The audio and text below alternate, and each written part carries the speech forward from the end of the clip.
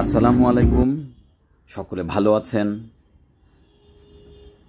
রাত্রে আমরা প্রায় 10:30টার দিকে বেরিয়ে পড়লাম, হঠাৎ করে কোনো পরিকল্পনা ছাড়া। আমরা পূর্বাচলের সেই নতুন রাস্তা 300 ফিট দিয়ে আমরা নীলা মার্কেট যাব।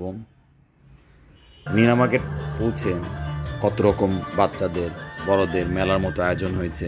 সেই গভীর রাতেও এত লোকজন, এত আয়োজন, আসলে খুব ভালো লাগছিল। আমরা কিছুক্ষণ ঘুরলাম, দেখলাম। আসলে এত রাত্রেও যে মানুষের যে বিনোদনের যে আন্তরিকতা বা টান, সেটা এখনও দেখা যায়। এখানে গ্রাম্য পরিবেশের মতো বাচ্চাদের খেলনা, বিভিন্ন জিনিস রয়েছে, তৈরি করা রয়েছে। ছোট বড় অনেকেই এখানে চড়ছেন। আসলে যা খুব আকর্ষণীয়। পাশে মিউজিক চলছে, মিউজিকের তালে এই গান বাজনার যে আয়োজন, এটা আসলে আকর্ষণীয়। এটা দেখতে দেখতে আমাদের একটু চা খেতে মন চলল। তা পাশেই দেখছি মাটি বাদশা ভাইয়ের চায়ের দোকান, এবং খুব জনপ্রিয় মনে হলো এলাকায়। তিনি খুব সুন্দর করে চায়ের পসরত সাজান। এর পাশে উনি চটপটিরও আয়োজন করছেন। আমরা চাই অর্ডার দিব, চা খেতে মন চাচ্ছে। তা একটু ওয়েট করছি, বানাতে সময় লাগবে। মটকা চারা সুন্দর ডেকোরেশন করেছেন, নাম দিয়েছেন বাদশা ভাইয়ের তান্দুরি চা। তা আমরা তান্দুরি চাইটাই অর্ডার দিয়েছি। দেখি আজকে খেয়ে দেখবো এই বাদশা ভাইয়ের তান্দুরি চাটা কেমন ফ্লেভার। উনি খুব সুন্দর আয়োজন করে, এবং নীলা মার্কেটে এত রাত্রেবেলাও যে জমজমাট পরিবেশ, সেটাই দেখুন। তান্দুরি চায়ের এই আকর্ষণীয় যেটা দেখুন, খুব সুন্দর করে তান্দুরি চা বানানো হচ্ছে।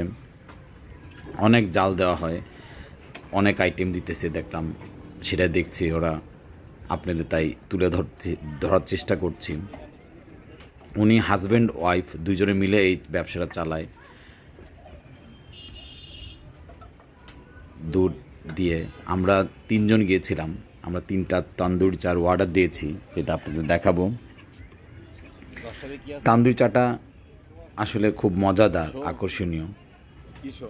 তা ওনারটা কখনো খেয়ে দেখিনি, তা আজকে খেয়ে দেখব। চা খাচ্ছি আমরা, তার আগ পর্যন্ত একটু ওয়েট করে কথা বলছি যে কেমন লাগে, কী বিষয়।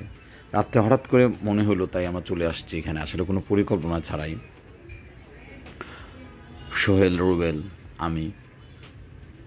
তা এই প্রবেশনে আসলে ওরা এই বর্ষাকালেও বেশি মজাদার।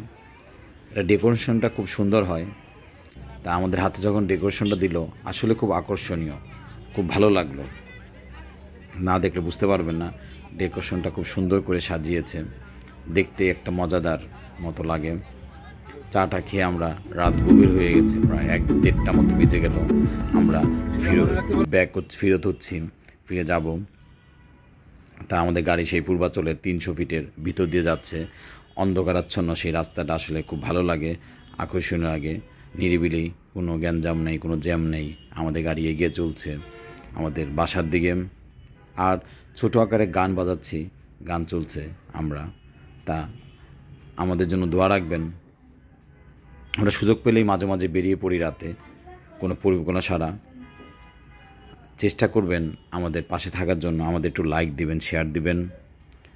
ভুল ভ্রান্তি হতে পারে, সে ক্ষমা সুন্দর দৃষ্টি দেখবেন।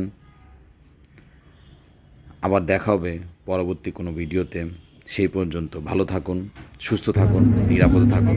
আসসালামু আলাইকুম ওয়া রাহমাতুল্লাহি বারাকাতুহু।